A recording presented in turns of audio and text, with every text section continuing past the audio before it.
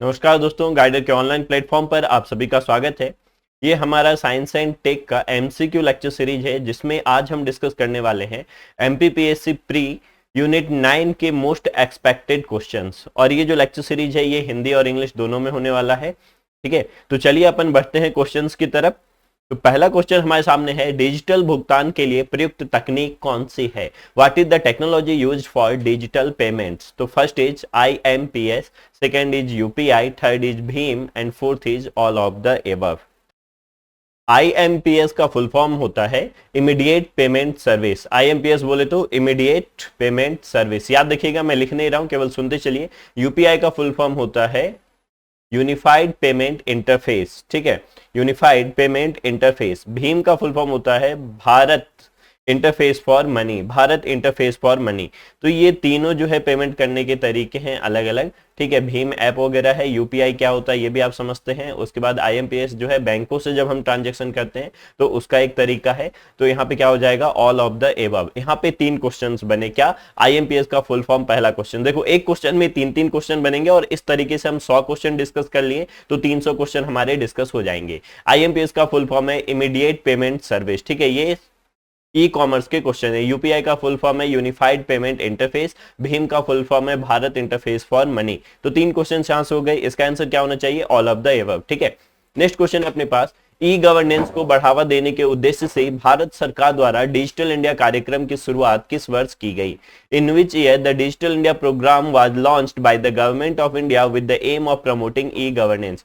तो digital India हमने पढ़ा है कि जो है 15 में लॉन्च किया गया था मोदी गवर्नमेंट के द्वारा। तो ऑप्शन क्या होना चाहिए अपना? Option number B. ये पूरा फैक्चुअल है, तो इस क्वेश्चन से और कोई क्वेश्चन नहीं बन सकेंगे। तो चलो अपन नेक्स्ट क्वेश्चन की तरफ चलते हैं। नेक्स्ट है, डाटा व सूचनाओं का एक ही दिशा में संचरण कहलाता है। ये बहुत महत्वपूर्ण क्वेश्चन है, इस पे ट्रिपल स्टार लगा लीजिएगा, इसको ध्यान रखिएगा। Transmission of data and information in one direction is called simplex, half duplex, full duplex. तो देखो यहाँ पे वन डायरेक्शनल कह रहा है, केवल एक ही दिशा में, तो वो हो जाएगा सिंप्लेक्स। अब सिंप्लेक्स का उदाहरण क्या हो जाएगा? एग्जाम्पल तो रेडियो, टेलीविजन। तो ये सब सिंप्लेक्स के एग्जाम्पल है, जहां पे एक तरफ से डाटा भेजा जा रहा है और बाकी लोग डाटा रिसीव करते हैं और उसका यूज करते हैं। तो ये हो गया सिंप्लेक्स। ठीक है, हाफ डुप्लेक्स में क्या हो जाएगा? डाटा दोनों तरफ से भेजा जाएगा, लेकिन एक बार में एक ही तरफ से आएगा। दोनों तरफ से जो है हम डाटा भेजना और प्राप्त करना एक साथ काम नहीं कर सकते। जैसे आप लोग ने पुलिस वाले और आर्मी वालों को देखा होगा, वो बात करते हैं और उसके बाद वो बोलते हैं over and out. Over and out का मतलब है कि चलो मेरा हो गया, अब तुम बको। क्योंकि एक साथ यदि दोनों बोलेंगे तो आवाजें एक दूसरी ओर नहीं जाएंगी, है ना। तो वहां पे एक तरफ से संचार होता है, फिर ओवर एंड आउट बोलने के बाद जब एक संचार कट कर दिया जाता है तब दूसरी तरफ से संचार होता है, तो उसको हम बोलते हैं हाफ डुप्लेक्स। तो वॉकी टॉकी किसका उदाहरण हो जाएगा? हाफ डुप्लेक्स का। पूर्ण डुप्लेक्स मतलब दोनों तरफ से डाटा एक साथ जा सकता है, एक साथ आ भी सकता है। जैसे हमारा फोन हो गया, जब हम किसी से झगड़ा करते हैं दोनों तरफ से गाली गलौज चलते रहता है, तो ये हो गया पूर्ण डुप्लेक्स का उदाहरण। ठीक है, टेलीफोन, मोबाइल, ये सब पूर्ण डुप्लेक्स के उदाहरण हो जाएंगे। तो ध्यान रखेंगे, सिंप्लेक्स में एक ही ओर से डाटा जाता है, हाफ डुप्लेक्स में दोनों ओर से जाता है लेकिन एक बार में एक ही ओर से जाता है, फुल डुप्लेक्स में दोनों तरफ से एक ही बार में डेटा जा भी सकता है और आ भी सकता है। लेकिन इसका आंसर क्या हो जाएगा? इसका आंसर हो जाएगा ए, सिंप्लेक्स। ठीक है, तो यहां से 3 क्वेश्चन भी बन जाएगा। चलिए, तो आंसर क्या हो गया? ए। नेक्स्ट क्वेश्चन की ओर बढ़ते हैं। चलो इसको मिलाना है, मैं यहां से हट जाता हूं। सूची 1 को सूची 2 से सम्मिलित कीजिए और दिए गए कोड का उपयोग करें, है ना। तो अमेजन, फ्लिपकार्ट, अलीबाबा, पेटीएम, तो ये हमारा ई कॉमर्स का क्वेश्चन है। यहाँ पे आपसे पूछ रहा है कि इसके संस्थापक कौन थे। ठीक है, तो अमेजन, फ्लिपकार्ट, इसके संस्थापक कौन कौन से होंगे? तो अमेजन का सबको पता होगा, अमेजन का जो संस्थापक है वो है जेफ बेजोस। ठीक है, तो क्या हो जाएगा? ए का 2। ठीक, फ्लिपकार्ट, अलीबाबा और पेटीएम, तो पेटीएम के संस्थापक जो हैं वो हैं डी का, जो हम बात करेंगे तो डी का हो जाएगा विजय शेखर शर्मा। ठीक है, फ्लिपकार्ट के संस्थापक हो जाएंगे सचिन बंसल और बिन्नी बंसल। अलीबाबा के जो संस्थापक हो जाएंगे अलीबाबा के जैकमा, चाइनीज कंपनी। तो ये मिल गया हमारा पूरा आंसर। ये चारों अलग अलग भी पूछा जा सकता है, यहां से 4 क्वेश्चन बन सकते हैं। तो क्वेश्चन इसमें ऐसे दिए गए हैं जिससे एक क्वेश्चन से 3-4 क्वेश्चन का रिवीजन आपके लिए हो जाए। तो अमेजन के कौन है, अमेजन के जो है वो है जेफ बेजोस, ठीक है। अलीबाबा चाइनीज है जैकमा, फ्लिपकार्ट के सचिन बंसल, बिन्नी बंसल, और पेटीएम के है विजय शेखर शर्मा। तो आप इसके हिसाब से ऑप्शन मिला लीजिए। ऑप्शन क्या होना चाहिए, ए का 2, ओके, उसके बाद बी का 4, ऑप्शन नंबर डी। चलिए नेक्स्ट क्वेश्चन की तरफ बढ़े अपन। सूचना प्रौद्योगिकी अधिनियम की किस धारा में साइबर आतंकवाद के लिए दंड का प्रावधान है। देखो ये जो हमारा सूचना प्रौद्योगिकी अधिनियम का जो साइबर अपराध के लिए दंड वाला प्रावधान वाला पूरा जो है धारा था वो हटा दिया गया है, लेकिन ये क्वेश्चन उसका बहुत ज्यादा फेमस था जो बार बार पूछा जा रहा था। तो which section of the information technology act 2000 provide for the punishment of cyber terrorism. तो साइबर टेररिज्म में जो है 60C जो है साइबर टेररिज्म से रिलेटेड था, तो 60C का एफ हमें ध्यान रखना है, 66 का एफ हमें ध्यान रखना है। ये एक फैक्चुअल क्वेश्चन है, पहले बहुत पूछा जाता था, लेकिन ये वाला टॉपिक अब जो है ये वाली धारा जो है वहां से हटा दिया गया है, ठीक है। आगे बढ़ने से पहले मैं आप लोगों को ये बता दूं कि गाइडेड जो आप YouTube चैनल देख रहे हैं इसका अपना ऐप भी है, जहां पे साइंस एंड टेक के सारे कोर्सेज जो हैं अलग अलग लॉन्च होने वाले हैं। फिलहाल हम प्री के बाद MPPSC मेंस पेपर 3 का साइंस एंड टेक का पूरा जो है यूनिट 1 से यूनिट 10 जो है उस पे अपन लॉन्च करेंगे, जो हिंदी और इंग्लिश दोनों में अलग अलग रहेगा। और इस बार से जो भी हम लोग पढ़ेंगे उसका पूरा हार्ड कॉपी बुकलेट आपको आपके घर तक पहुंचाया जाएगा, आपके एड्रेस पे पहुंचाया जाएगा। पेमेंट फी बाकी डिटेल जो भी है आप वहां पे जाके देख लेंगे। यूनिट 9 का जो हमारा कोर्स चल रहा था वहां पे, जिसकी फीस प्रारंभ में हमने 299 रखा था, लेकिन अब जो है 111 कर दिया गया था। तो ये तो अपना कोर्स जो है कंप्लीट हो चुका, ये बुक मतलब जो है बैच लॉन्च हो चुके थे, कंप्लीट हो चुके हैं, तो ये अगली बार के लिए ध्यान रखेंगे। चलिए अपन आगे बढ़ते हैं टॉपिक की तरफ। निम्नलिखित में से असत्य कथन को चुनिए। तो आपको चुनना है choose the incorrect statement from the following. तो पहला है वायरस का पूरा नाम vital information resource under seize है, फुल फॉर्म ऑफ वायरस। एक क्वेश्चन ये भी बनेगा what is the full form of virus, that is vital information resource under seize. Second है वायरस एक प्रकार का सॉफ्टवेयर है, बिल्कुल सही बात है, वायरस एक सॉफ्टवेयर होता है लेकिन हानिकारक सॉफ्टवेयर होता है, मैलिशियस सॉफ्टवेयर होता है, ठीक है। 1993 में फ्रेड कोहेन द्वारा कंप्यूटर वायरस शब्द को औपचारिक रूप से परिभाषित किया गया था। The term computer virus was formally defined by Fred Cohen in 1993। और लास्ट है Creeper, C Brain, I love you, Jerusalem, कुछ वायरस जो है जेरूसलम कुछ प्रमुख वायरस हैं। तो ये हमारे जो है क्या हो जाएंगे। तो अब इसमें कह रहा है असत्य कथन, तो असत्य कथन क्या हो जाएगा, देखो फ्रेड कोहेन ने वायरस को ढूंढा जरूर था, सही बात है, लेकिन 1993 में नहीं ढूंढा था, 1983 में ढूंढा था। तो क्या हो जाएगा आंसर हो जाएगा हमारा सी। लेकिन जब हम थ्योरी पढ़ रहे थे वहां पे एक नाम अलग पढ़े हैं, लेकिन आप ध्यान रखिएगा कि बुक में कहीं कहीं कंफ्यूजन है, आप फ्रेड कोहेन याद रखेंगे, ओके। क्या हो जाएगा ऑप्शन नंबर सी, ठीक। नेक्स्ट क्वेश्चन है, फिर से सूची मिलाना है। तो सूची मिलाने वाला क्वेश्चन थोड़ा सा बड़ा हो जा रहा है, इसलिए मैं खुद को हाइड कर लिया हूं। तो चलिए अपन इसको पढ़ के समझते हैं। तो फर्स्ट वन इज विशिंग, दूसरा है स्केयरवेयर, उसके बाद है फिशिंग, और उसके बाद है रैंसमवेयर। तो ये चारों जो हैं ये साइबर क्राइम के टर्मिनोलॉजी हैं, इसके बारे में बात करते हैं। देखो रैंसमवेयर, रैंसम मतलब होता है फिरौती। तो रैंसमवेयर क्या करता है कि फिरौती के लिए कोई कंप्यूटर वगैरह जो है हैक कर लेता है और फिर उससे पैसे मांगता है, किडनैप कर लेता है उसके डाटा को, ऐसा समझ लो। तो फिरौती के लिए कौन सा यूज होता है, रैंसमवेयर। और फिशिंग मतलब होता है मछली पकड़ना, मतलब किसी को फंसाना, मछली के सामने चारा डालते हैं मछली फंस जाता है, सेम ऐसे ही फिशिंग है, मतलब किसी को गलत तरीके से फंसाना, उसका डेटा प्राप्त कर लेना, तो उसको हम बोलते हैं क्या, फिशिंग, ठीक है। नेक्स्ट है हमारा स्केयरवेयर। तो स्केयरवेयर क्या हो जाएगा, स्केयरवेयर हमारा हो जाएगा कि इंटरनेट से जुड़े यूजर को फ्री सॉफ्टवेयर डाउनलोड करने का लालच देकर वायरस को कंप्यूटर में प्रवेश दिलाना, वो है स्केयरवेयर, डराना, एक तरह से लालच दिए, तो ये हो गया, ठीक है। और विशिंग क्या हो जाएगा हमारा, फेक कॉल द्वारा, वॉइस फिशिंग को हम क्या बोलते हैं, विशिंग बोलते हैं। वॉइस मतलब होता है आवाज से, और फिशिंग हम समझे फंसाना, तो वॉइस फिशिंग का इसका फुल फॉर्म क्या होता है, वॉइस फिशिंग होता है, ठीक है। वॉइस फिशिंग को हम विशिंग भी बोलते हैं। फिशिंग मतलब होता है फंसाना, और कॉल के द्वारा किसी को फंसा रहे हैं हम, तो वो कहलाएगा वॉइस फिशिंग। तो अब चलिए मिला लेते हैं, चारों टर्मिनोलॉजी क्या है ये हम समझ चुके हैं। अब यहां से चारों से अलग अलग क्वेश्चंस बन सकते हैं। तो देखो पहले का हो जाएगा थर्ड, विशिंग मतलब फेक कॉल के द्वारा किसी प्राधिकृत यूजर की जानकारी अवैध तरीके से प्राप्त करना। ठीक है। उसके बाद स्केयरवेयर, स्केयरवेयर क्या हो जाएगा, इंटरनेट से जुड़े यूजर को फ्री सॉफ्टवेयर डाउनलोड करने का लालच देकर वायरस को कंप्यूटर में प्रवेश कराना, तो ये है हमारा स्केयरवेयर। फिशिंग क्या हो गया, फिशिंग हो गया ये फेक मैसेज, फेक ईमेल द्वारा किसी प्राधिकृत यूजर की जानकारी प्राप्त करना, मतलब फंसा करके जानकारी निकालना। और रैंसमवेयर क्या हो गया, कंप्यूटर की फाइलों को लॉक कर उन्हें अनलॉक करने हेतु फिरौती मांगना, तो ये हो गया रैंसमवेयर। ठीक है, तो ये चारों उम्मीद आपको समझ में आ गया होगा। आंसर हमारा क्या हो जाएगा, आंसर हो जाएगा सी 3124। ठीक, नेक्स्ट क्वेश्चन की तरफ बढ़ते हैं। अब नेक्स्ट क्वेश्चन है, निम्नलिखित कथनों पर विचार कीजिए। फिर से ऐसा ही क्वेश्चन है, डोमेन नाम किसी वेबसाइट का नाम होता है, बिल्कुल सही है, और बहुत सारे वेबसाइटों के नाम का संग्रह डोमेन नेम सिस्टम कहलाता है। ठीक है, consider the following statement, domain name is a name of website, correct. इसमें अधिकतम 64 कैरेक्टर हो सकते हैं, मैक्सिमम 64 कैरेक्टर्स प्रेजेंट हो सकते हैं, ये भी सही है।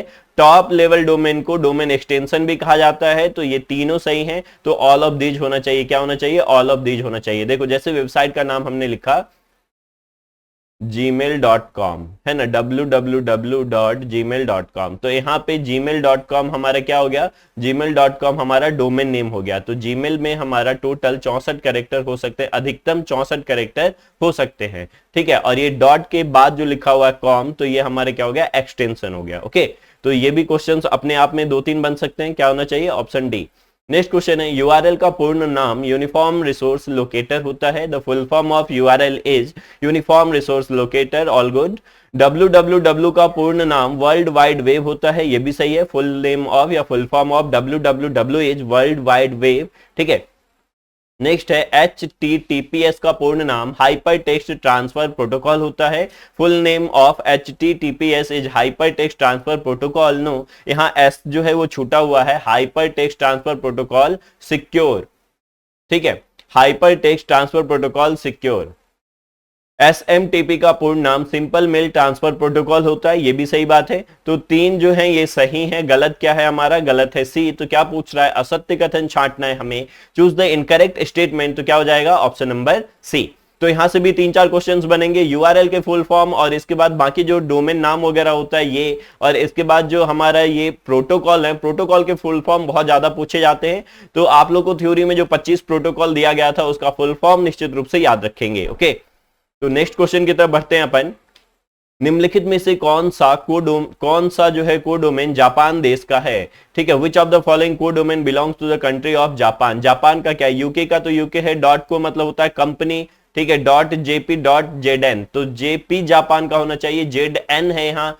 ठीक है, तो आंसर क्या होना चाहिए, सी। नेक्स्ट क्वेश्चन है, ऐसे वेब पेज जहां पर सूचनाएं अस्थायी रूप से सेव होती हैं, such web pages where information is saved temporarily. तो टेम्पररली जहां पे सेव होता है उसको हम क्या बोलते हैं, static web page, dynamic web page, direct web page, इनमें से कोई नहीं। टेम्पररली सेव होता है मतलब फिर वो बदलते रहता है, तो उसको हम बोलते हैं डायनामिक वेब पेज। ठीक है, ऑप्शन नंबर बी। और इसका मैंने शॉर्ट्स बनाया था कि किसको स्टैटिक वेब पेज बोलते हैं, किसको डायनामिक वेब पेज बोलते हैं, आप शॉर्ट्स पे जाके देख लो। स्टैटिक मतलब हो गया फिक्स, जो बदल नहीं रहा है, जैसे आप ये वीडियो देख रहे हैं इसके पीछे का जो सीन है वो फिक्स है, बदल नहीं रहा है, तो ये हो गया स्टैटिक। यदि पीछे कुछ कुछ चलते रहता, फोटो वीडियो आते रहते, तो वो हो जाता है डायनामिक। ठीक है, नेक्स्ट है, निम्न कथनों पर विचार करके सत्य कूट का चयन कीजिए। तो चलो फिर से मैं हट जा रहा हूं, आपको दिखेगा नहीं। Consider the following statements and select the correct code. Analog signal निरंतर समय के साथ बदलते हैं, analog signals vary with time continuously. तो एनालॉग सिग्नल समय के साथ बदलते हैं, एकदम सही बात है। एनालॉग सिग्नल का ग्राफ जो है ये ऐसा हो जाता है, ये एनालॉग सिग्नल है। डिजिटल सिग्नल बाइनरी में सूचना सिग्नल बिट के रूप में इंफॉर्मेशन को रिप्रेजेंट करता है, ये भी सही बात है। डिजिटल जो है वो बाइनरी में और बिट के रूप में रिप्रेजेंट करता है।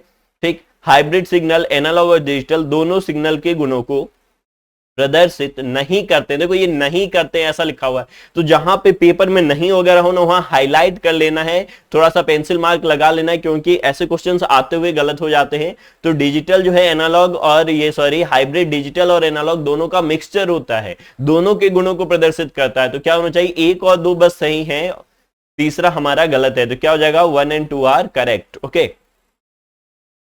तो option number C.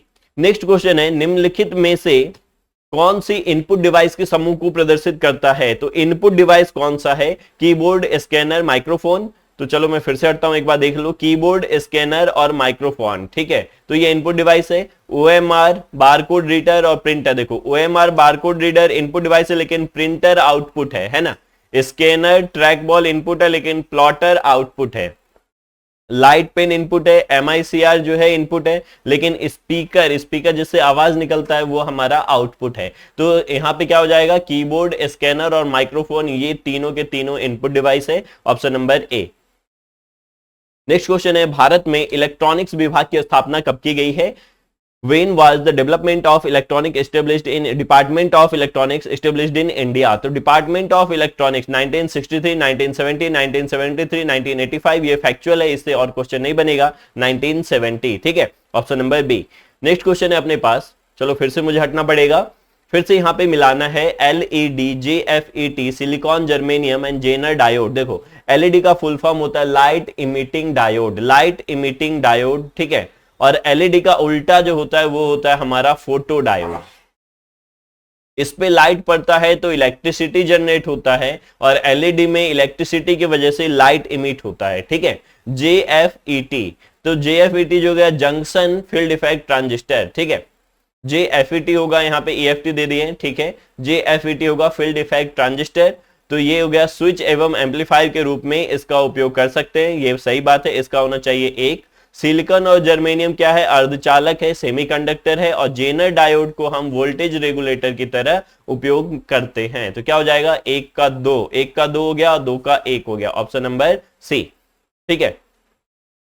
Next question की तरफ बढ़ते हैं, मॉनिटर के डिस्प्ले के आकार को कैसे मापा जाता है? तो मॉनिटर जो भी है उसका डिस्प्ले, तो देखो ये मॉनिटर है अपना, तो डिस्प्ले जब भी होगा तो उसको हम ऐसे मापते हैं, कोना कोनी मापते हैं, डायगोनली, सॉरी ये इधर जाओ भाई, इधर, हाँ ऐसे मापते हैं, कोना कोनी, है ना। तो डायगोनली मापते हैं, मतलब विकर्णबद्ध मापते हैं, तो ऑप्शन नंबर ए इसका करेक्ट आंसर होना चाहिए, ठीक है।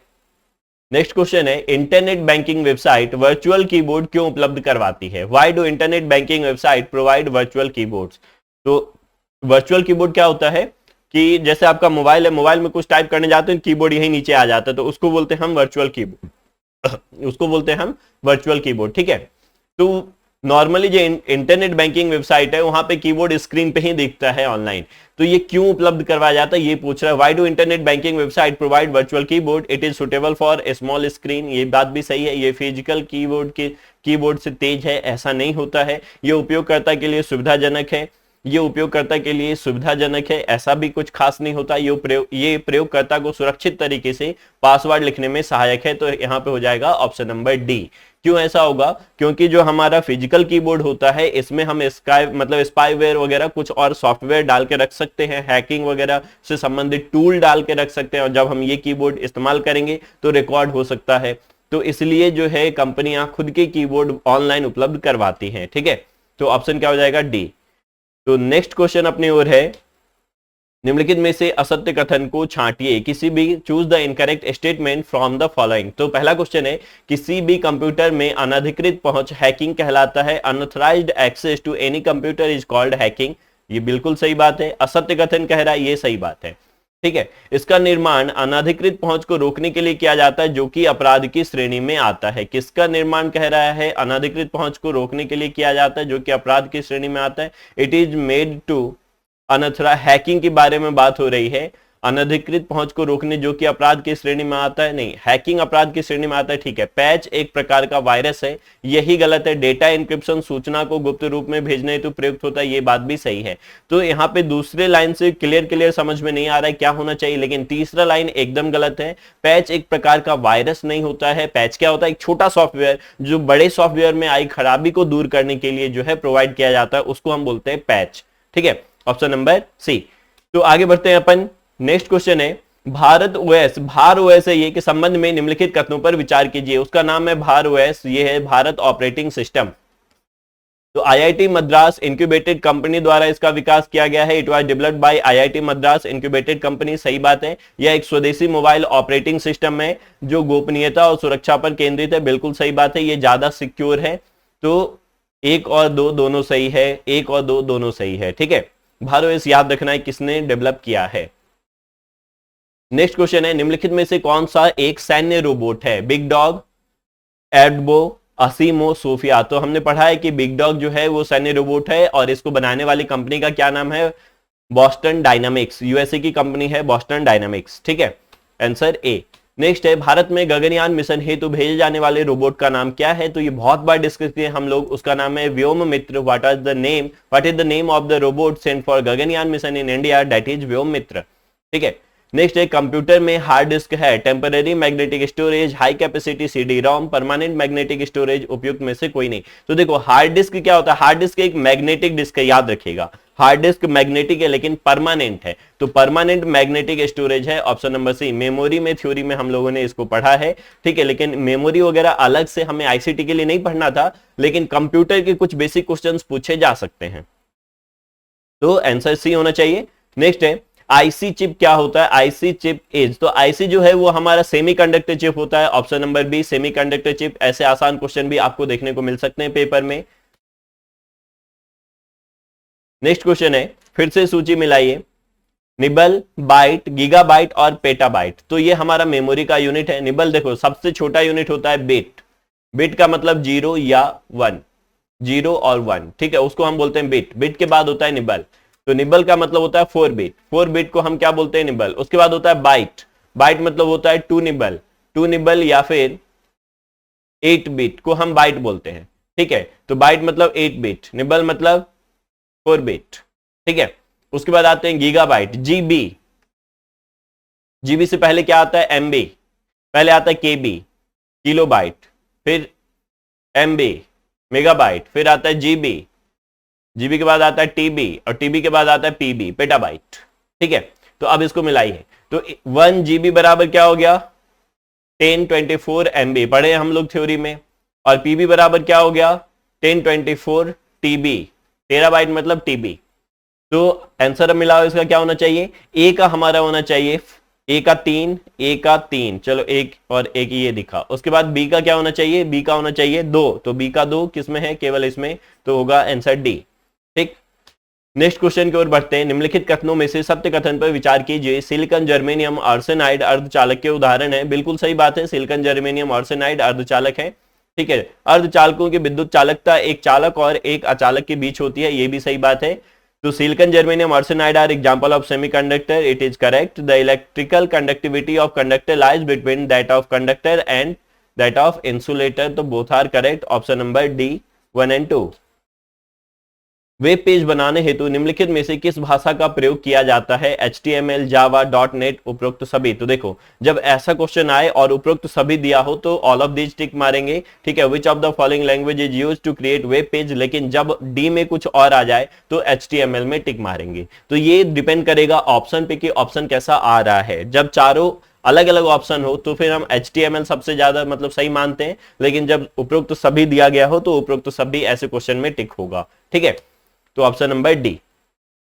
निम्नलिखित में से कौन सा एक सर्च इंजन नहीं है, ऐसे क्वेश्चन हमने इंटरनेट में किया है, Bing, Baidu, DuckDuckGo, Google Chrome. तो देखो सर्च इंजन नहीं है वो है गूगल क्रोम, ये तीनों सर्च इंजन है, ये याद रखेंगे आप लोग, ठीक है। बिंग किसका है, बिंग जो है ये माइक्रोसॉफ्ट का है। बाइडू जो है ये किसका है, बाइडू जो है वो चाइना का है। डकडकगो खुद का है। गूगल क्रोम क्या है, गूगल क्रोम जो है ये ब्राउजर है, ब्राउजर है, ठीक है। Google Chrome is a web browser software, option number D. तो ये सर्च इंजन नहीं है। नेक्स्ट क्वेश्चन है, निम्नलिखित में से असत्य कथन चुनिए। 1956 में जॉन मैकार्थी ने कृत्रिम बुद्धिमत्ता शब्द को परिभाषित किया, इन्हें एआई का जनक बोला जाता है। देखो 56 के आसपास ही था, तो ये बात सही हो सकता है। असत्य कथन चुनना हमें, 1956 John McCarthy define the term artificial intelligence, he is called the father of AI, it is correct. Apple द्वारा AI based virtual voice assistant Siri विकसित किया गया है। एप्पल ने सीरी को विकसित किया है। AI based virtual voice assistant Siri was developed by Apple, ये भी सही बात है। गूगल ने AI based virtual voice assistant Alexa का विकास किया है, नहीं, गूगल का गूगल असिस्टेंट है, एलेक्सा अमेजन का है, तो यहां पे ऑप्शन सी यही गलत है। Machine learning, deep learning, IoT का संबंध एआई से है, आर्टिफिशियल इंटेलिजेंस से। आईओटी का फुल फॉर्म पूछा जा सकता है, इंटरनेट ऑफ थिंग्स, याद रखिएगा, इंटरनेट ऑफ थिंग्स, ठीक है, इंटरनेट ऑफ थिंग्स। तो ऑप्शन क्या हो जाएगा, सी। नेक्स्ट क्वेश्चन है, सुमेलित करो फिर से। प्रवर्तक मतलब एक्चुएटर, रोबोट हैंड। उसके बाद प्रचालक, मस्तिष्क का प्रतिरूप, मैनिपुलेटर, तो ये है हमारा ब्रेन मॉडल। उसके बाद सेंसर, सूचनाओं का संग्रह, नियंत्रक और इंडिफेक्टर।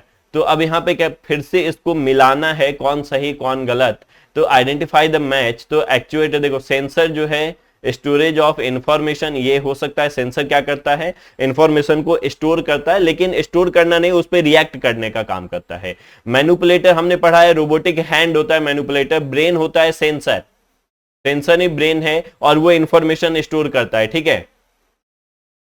कंट्रोलर जो है, कंट्रोलर वो सेंसर ही कंट्रोलर की तरह काम करता है। एक्चुएटर मसल्स होता है, मांसपेशी, ठीक है, कंट्रोलर समझ में आ गया। इंडिफेक्टर हाथ होता है, अग्र बाजू इंडिफेक्टर होता है, हमने जो है रोबोटिक्स के जो क्वेश्चंस हैं उसमें डिस्कस किया है। तो क्या होना चाहिए, ऑप्शन नंबर सी होना चाहिए इसमें सही, ऑप्शन नंबर सी।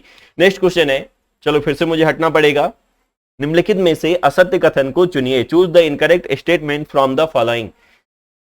रे Tomlinson is called the father of email service, सही बात है। ईमेल सर्विस का शुरुआत जो है रे टॉमलिंसन के द्वारा किया गया है। एक ईमेल एड्रेस में यूजर नेम @ चिन्ह एवं डोमेन नेम होता है, जैसे guider@gmail.com, सही बात है। इसको हम बोलते हैं यूजर नेम @ और इस पूरे को बोलते हैं डोमेन नेम।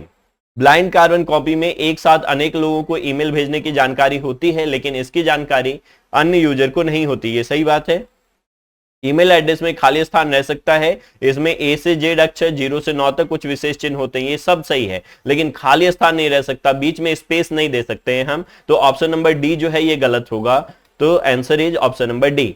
नेक्स्ट क्वेश्चन है, असत्य युग्म को चुनिए, सेलेक्ट द इनकरेक्ट पेयर। तो देखो ये चारों के फुल फॉर्म पूछे जा सकते हैं। बायोस का फुल फॉर्म है बेसिक इनपुट आउटपुट सिस्टम, सही है, ठीक है। पोस्ट का फुल फॉर्म है power on storage, power on self test not storage, तो असत्य तो यही हो गया, ऑप्शन नंबर बी क्या होता है, पावर ऑन सेल्फ टेस्ट, ठीक है। बेसिक इनपुट आउटपुट सिस्टम, जब हम कंप्यूटर ऑन करते हैं तो सबसे पहला सॉफ्टवेयर जो कंप्यूटर में चलता है वो बायोस ही है। बायोस कहां पे सेव होता है, बायोस रोम में भंडारित होता है, ठीक है, रीड ओनली मेमोरी में।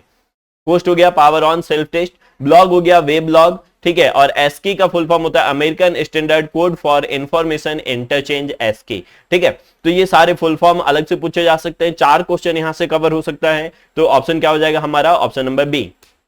नेक्स्ट है, निम्नलिखित में से कौन सी डेटा ट्रांसमिशन सर्विस नहीं है। डेटा ट्रांसमिशन सर्विस नहीं है, which of the following is not a data transmission service. इसका मतलब है यहाँ पे जो ऑप्शन दिए गए उसके हिसाब से किस तरह के केबल का उपयोग हम डेटा ट्रांसमिशन के लिए नहीं करते हैं। जब हम डाटा को एक जगह से दूसरी जगह तक भेजते हैं ना, तो हम ब्लूटूथ, वाईफाई, डाटा केबल, ठीक है, इस सब का प्रयोग करते हैं। तो डाटा केबल जैसा जो बड़े आकार का केबल होता है जो एक सिटी से दूसरे सिटी तक जाता है, तो उसको हम बोलते हैं ब्रॉडबैंड लाइन। तो ब्रॉडबैंड लाइन कितने तरह के हो सकते हैं उसके बारे में बात हो रहा है, डायल अप लाइन, लेज लाइन, गोफर, ISDN लाइन। तो यहाँ पे इन तीनों का प्रयोग होता है, इन 3 प्रकार के विशेष केबल का प्रयोग होता है डेटा ट्रांसमिशन के लिए। और गोफर क्या है, गोफर एक सॉफ्टवेयर प्रोटोकॉल है। गोफर क्या है, एक protocol, rule, set of rules and information, तो ये है हमारा गोफर। तो गोफर एक सॉफ्टवेयर प्रोटोकॉल है, बाकी ये तीनों डेटा ट्रांसमिशन के लिए प्रयोग में लाए जाने वाले जो है वायरों के प्रकार हैं। तो क्या हो जाएगा हमारा आंसर,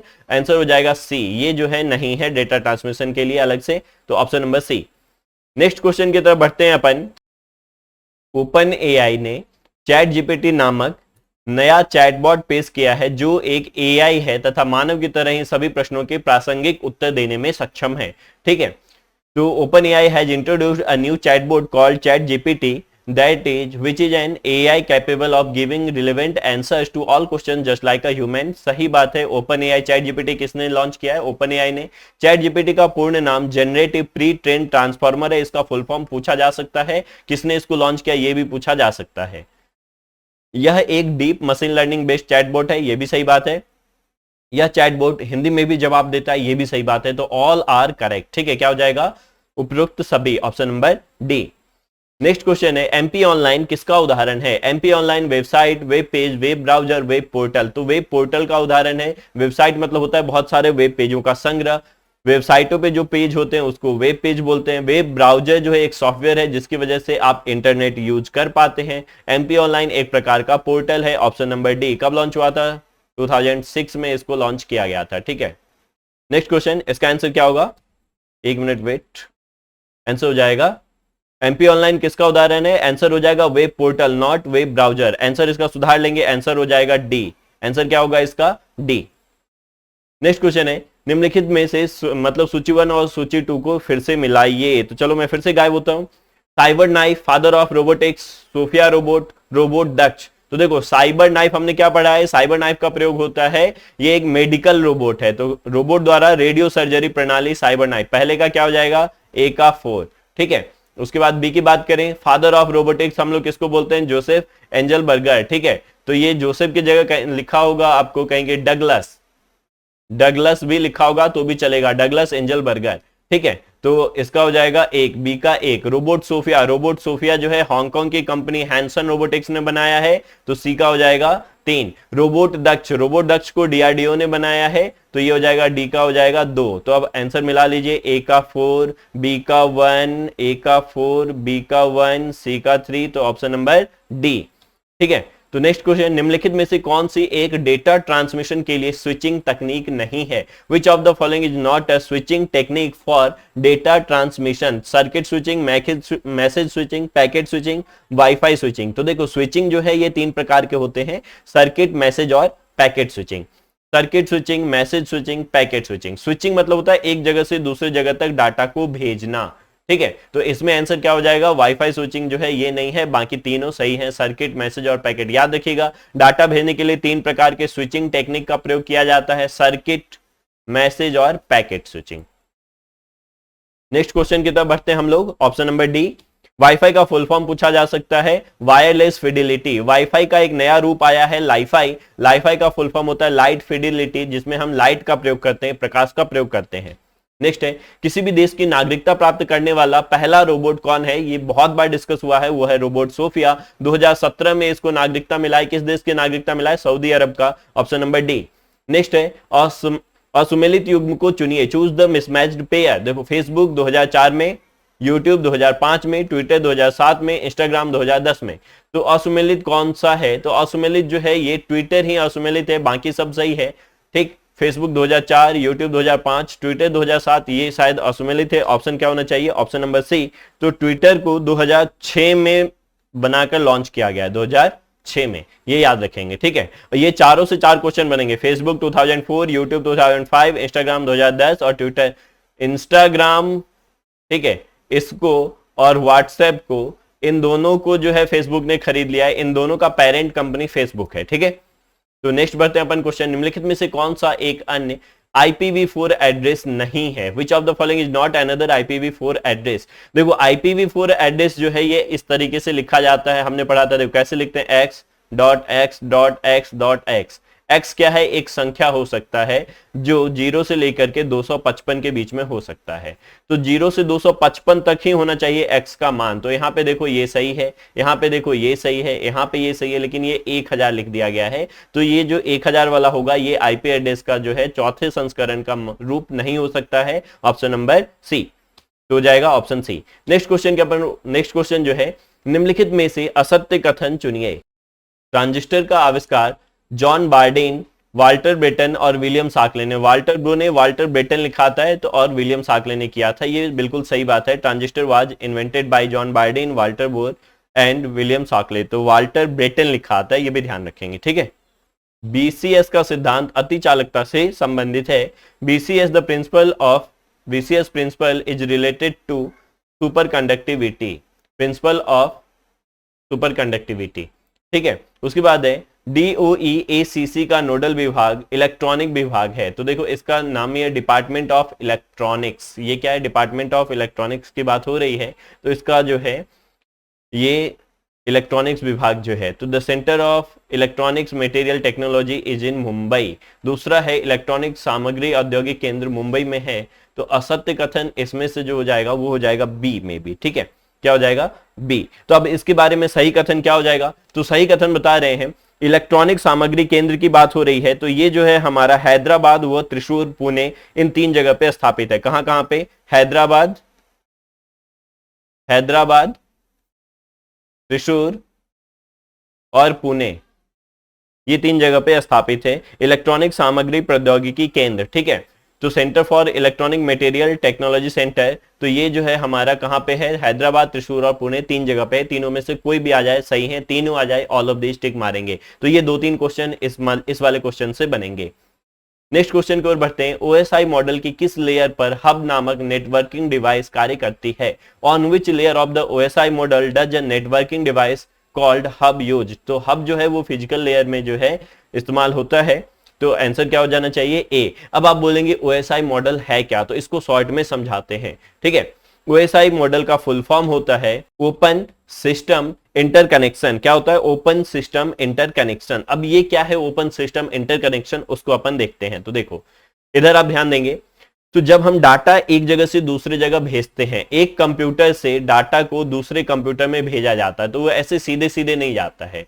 ये जो है जैसे मैं यहाँ कंप्यूटर में यूट्यूब में डालूंगा, फिर आप यूट्यूब खोल के इस वीडियो को देखेंगे, तो यूट्यूब से आपके घर तक जो है मेरा वीडियो जा रहा है, डाटा जा रहा है। तो इस पूरे प्रक्रिया में 7 चरण शामिल होते हैं। तो 7 चरणों को हम 7 लेयर बना देते हैं, ठीक है। तो ये 7 लेयर कौन कौन से हैं ये ध्यान रखेंगे। फिर पहला है फिजिकल लेयर, दूसरा है डाटा लिंक लेयर, तीसरा है नेटवर्क लेयर, चौथा है ट्रांसपोर्ट लेयर, पांचवा है सेशन लेयर, छठवां है प्रेजेंटेशन लेयर और सातवां है एप्लीकेशन लेयर। मुझे पता है आपको नहीं याद होगा, इसको ऐसे याद रखो। प्यारे दोस्त नवीन, फिजिकल डाटा लिंक नेटवर्क। प्यारे दोस्त नवीन, तुम्हारी शादी पर आऊंगा, ठीक है। तो यहां से आपको याद हो जाएगा नाम। प्यारे दोस्त नवीन मतलब फिजिकल डाटा लिंक और नेटवर्क, तुम्हारे मतलब ट्रांसपोर्ट, शादी पर मतलब सेशन, पर मतलब प्रेजेंटेशन, आऊंगा मतलब एप्लीकेशन। तो ये एक शॉर्ट फॉर्म आप बना सकते हैं। तो 7 लेयर होते हैं। पहला फिजिकल होता है, याद रखिएगा, हम नीचे से स्टार्ट करते हैं। पहला फिजिकल लेयर होता है। तो ये भी पूछा जा सकता है OSI मॉडल में कौन सा लेयर किस जगह पे आता है, ओके। तो अब देखो फिजिकल में जो है send data on the physical wire, wire से डेटा मतलब भेजने वाला काम फिजिकल लेयर में होता है। इसमें हब, NIC और केबल ये सब लगाए जाते हैं। पहले चरण में ये काम होता है। डाटा लिंक मतलब हो गया read the MAC address from the data packet, ये स्विचिंग का काम करता है। एक मतलब यहां से अब डाटा भेजा आगे की तरफ, वो डाटा लिंक लेयर का काम होता है, ठीक है। नेटवर्क लेयर का काम होता है read the IP address from the packet. Router layer, router ये सब जो है स्विचेज, ये हमारा नेटवर्क लेयर में लगा होता है। ये भी याद रखिए, राउटर किस लेयर में होता है? नेटवर्क लेयर में। हब किस लेयर में होता है? फिजिकल लेयर में लगा होता है। ट्रांसपोर्ट लेयर मतलब वो ट्रांसपोर्ट करने का काम करता है। जब ट्रांसपोर्ट होगा, एक जगह से दूसरी जगह जाएगा, तो प्रोटोकॉल का पालन करेगा। तो प्रोटोकॉल का पालन, ठीक है, TCP का पालन कहां होता है? ट्रांसपोर्ट लेयर में होता है। सेशन का मतलब हो गया सेशन एस्टेब्लिश करना। आप यूट्यूब से जुड़ गए तो यूट्यूब के साथ आपका सेशन जुड़ गया है, तो ये हो गया सेशन लेयर, ठीक है। तो बस इतना ही आप समझिए, इससे ज्यादा समझने की जरूरत नहीं है। तो ये 7 लेयर याद रखिएगा। और याद रखिएगा हब पहले लेयर में और राउटर तीसरे लेयर में इस्तेमाल होता है। और कौन सा लेयर किस जगह पे आता है? तो पहले आता है फिजिकल, प्यारे दोस्त नवीन तुम्हारी शादी पर आऊंगा। तो ऐसे ध्यान रखना है। तो ये हो गया OSI मॉडल शॉर्ट में। यदि और डिटेल जानना है तो वीडियो पॉज करके इसको 2 बार पढ़ डालो। नेक्स्ट क्वेश्चन है, निम्नलिखित में से कौन सा कथन यूनिफॉर्म रिसोर्स आइडेंटिफायर के बारे में सत्य है? Which of the following statement is true about uniform resource identifier? ठीक है, देखो URL हमने पढ़ा है, यूनिफॉर्म रिसोर्स लोकेटर। लोकेटर का पर्यायवाची है आइडेंटिफायर। तो इसको हमें ध्यान रखना पड़ेगा जब थोड़ा सा घुमा के क्वेश्चन पूछा जाता है। तो हमारा आंसर क्या होना चाहिए, देखते हैं। कौन सा कथन सत्य है ये पूछ रहा है। यह नियमों का एक समूह है जिसके द्वारा वेब पर आपस में जुड़े हुए वेब पेजों को प्राप्त किया जा सकता है। नहीं, आपस में जुड़े हुए पेजों को प्राप्त करते हैं हम डोमेन नेम के साथ, उसको डोमेन नेम बोलते हैं, ठीक है। यह वेब पर उपलब्ध प्रत्येक रिसोर्स के लिए एक यूनिक एड्रेस अथवा पाथ है। तो ये सही बात है, मतलब प्रत्येक रिसोर्स के लिए, मतलब प्रत्येक वेब पेज के लिए, वेब पेज पे हर वेब पेज का अपना एक URL होता है। हमने ये पढ़ा है। तो क्या होगा हमारा आंसर हो जाएगा बी, ऑप्शन नंबर बी, ठीक। It is a unique address और path for each resources available on the web. Next question है, वह नेटवर्किंग टोपोलॉजी जिसमें प्रत्येक नोड एक केंद्रीय नोड से जुड़ा होता है। The networking topology in which each node is connected to a central node. तो देखो अभी चारों के बारे में शॉर्ट में बता रहे हैं। बस मतलब क्या होता है कि एक हमारा लाइन है, अब इससे हम अलग अलग जगह पे कंप्यूटर जोड़ दिए, तो इसको हम बोलते हैं बस टोपोलॉजी। टोपोलॉजी का मतलब है किस तरीके से एक से अधिक कंप्यूटर को आपस में जोड़ा जाएगा, तो वो जोड़ने का तरीका टोपोलॉजी कहलाता है। तो इसको हमने बोला बस टोपोलॉजी। ये बीच वाला जो लाइन है, बीच वाला केबल है, वायर, इसको हम बोले बस। ठीक है। स्टार टोपोलॉजी में क्या करते हैं, हम बीच में एक कंप्यूटर रखते हैं और इससे अलग अलग कंप्यूटर को इस तरीके से जोड़ते हैं तो स्टार बन जाता है, इसको बोलते हैं स्टार टोपोलॉजी। तो एक केंद्रीय नोड से जुड़ा होता है, एक सेंट्रल नोड है और इससे सारे जुड़ गए, तो इसको हमने बोला स्टार टोपोलॉजी। आंसर क्या हो जाएगा, star topology. Mesh topology, mesh कर देना मतलब बहुत सारे को आपस में जोड़ देना, जैसे इसको इससे, इसको इससे, इसको इससे, इसको इससे, सब एक दूसरे से जुड़ गए, ये भी इससे जुड़ गया, ये भी इससे जुड़ गया, ये भी इससे जुड़ गया, तो ये कहलाया मेश टोपोलॉजी। और रिंग टोपोलॉजी का मतलब एक कंप्यूटर बगल वाले से जुड़ा है, एक बगल वाले जुड़ा है, ये इससे जुड़ा है, ये इससे जुड़ा है, तो ये कहलाएगा रिंग टोपोलॉजी। मतलब बस टोपोलॉजी में जब बस अपने एक दूसरे टर्मिनल को जोड़ देंगे तो वो रिंग बन जाएगा, ठीक है, तो ये ध्यान रखेंगे। तो ऑप्शन क्या हो जाएगा, बी। नेक्स्ट क्वेश्चन है, छोटे समूह के कंप्यूटरों को एक दूसरे से जोड़ने के लिए छोटे कार्यालयों और इंटरनेट कैफे में निम्नलिखित में से किसका प्रयोग किया जाता है। फिर से पढ़ो, छोटे समूह के कंप्यूटर को एक दूसरे से जोड़ने के लिए छोटे कार्यालयों और इंटरनेट कैफे में किसका प्रयोग करते हैं। Which of the following is used in small offices and internet cafe to interconnect small groups of computer. तो छोटे लेवल पे हम बनाते हैं लोकल एरिया नेटवर्क, ठीक है। इससे बड़ा जो होता है वो हो जाता है हमारा मेट्रोपॉलिटन एरिया नेटवर्क। तो ये हो गया, ये एक शहर में यदि हम कंप्यूटर का नेटवर्क बना देते हैं तो उसको बोलते हैं मैन। उससे बड़ा हम अंतरराष्ट्रीय और राष्ट्रीय स्तर पे बनाते हैं, उसको बोलते हैं वैन। इंटरनेट वैन का उदाहरण है। ऑफिस, कॉलेज, स्कूल, ये सब लैन का उदाहरण है। पर्सनल एरिया नेटवर्क मतलब ब्लूटूथ वगैरह से दो लोग आपस में जुड़ते हैं तो उसको बोलते हैं पैन, पर्सनल एरिया नेटवर्क। इसका आंसर क्या होना चाहिए, लैन होना चाहिए, option number C. Next question है, निम्नलिखित में से किसका उपयोग फाइबर ऑप्टिक संचार संकेत स्रोत हेतु किया जाता है। Which of the following is used for fibre optic communication signal. तो ऑप्टिकल फाइबर में प्रकाश का प्रयोग करते हैं हम संचार के लिए, रेडियो वेव का प्रयोग नहीं करते हम लोग, ऑप्शन नंबर ए। सिग्नल को लाइट में कन्वर्ट कर देते हैं और उसको फिर जो है हम केबल से भेजते हैं, ऑप्शन नंबर ए। राष्ट्रीय सुपर कंप्यूटिंग मिशन के संदर्भ में दिए गए निम्नलिखित कथन से सत्य कूट का चयन कीजिए। Select the correct code from the following statement with reference to national supercomputing mission. तो अब ये है क्या, पहले मैं इसको समझा दे रहा हूं। देखो, राष्ट्रीय सुपर कंप्यूटिंग मिशन 2015 में लॉन्च किया गया था। इलेक्ट्रॉनिक्स और सूचना प्रौद्योगिकी मंत्रालय, विज्ञान एवं प्रौद्योगिकी विभाग, इन दोनों के द्वारा लॉन्च किया गया था, सही बात है। इसका उद्देश्य था कि भारत में 73 सुपर कंप्यूटर बनाएंगे और इसको अलग अलग संस्थाओं में, अलग अलग जगह अनुसंधान केंद्रों में लगाएंगे। इसको संचालित करने के लिए दो संस्थानों का चयन किया गया था। पहला है हमारा सीडेक पुणे वाला और दूसरा है Indian institute of science IISc Bengaluru वाला, ठीक है, बेंगलुरु वाला, ठीक। सीडेक का फुल फॉर्म है centre for development of advance computing. तो दो संस्था मिलकर इसको संचालित कर रही थी। तो अब बात करते हैं इसमें ऑप्शन क्या सब दिया गया है। तो पहला है, इस मिशन की शुरुआत 2013 में हुई थी, गलत है, कब हुआ था, 2015 में, 7 साल के लिए था, 2022 तक, ठीक है। इस मिशन का नेतृत्व इलेक्ट्रॉनिक्स और सूचना प्रौद्योगिकी मंत्रालय तथा विज्ञान एवं प्रौद्योगिकी विभाग द्वारा संयुक्त रूप से किया जा रहा है, सही बात है। इसका उद्देश्य देश के लिए शक्तिशाली सुपर कंप्यूटिंग क्षमता बनाना और अनुसंधान को बढ़ावा देना है, सही बात है। ऑप्शन 2 और 3 बोथ आर करेक्ट, ठीक है, option number D. Next question है, फिर से जो है सूची मिलाइए तो पहचानिए। देखो, ISO OSI model, OSI model अभी हमने डिस्कस किया, 7 लेयर होते हैं। प्यारे दोस्त नवीन, तुम्हारी शादी पर आऊंगा, है ना। TCP IP में 4 लेयर होते हैं। मैक का फुल फॉर्म होता है मल्टीपल एक्सेस कंट्रोल और CDMA code division multiple access. तो देखो, ये भी सही बात है, ये भी सही बात है, और TCP IP MAC MAC multiple access control नहीं होता है, ठीक है। मैक का फुल फॉर्म कुछ और हो सकता है, CDMA code division multiple access. तो ये जो है ऑप्शन नंबर डी सही है। मैक जो है एक हमारा ये है, क्या बोलते हैं, ऑपरेटिंग सिस्टम है, मैक ऑपरेटिंग सिस्टम, मैकिंटोश, ये जो है हमारा एप्पल कंपनी का आता है। मैक एड्रेस भी हो सकता है। तो मैक का फुल फॉर्म कुछ और होगा, ऑप्शन क्या हो जाएगा सही, डी हो जाएगा, code division multiple access, option number D. Next पे आते हैं, इनमें से किसकी सहायता से वाईफाई की सुरक्षा को जांचा जाता है। With the help of which the security of wifi is hacked.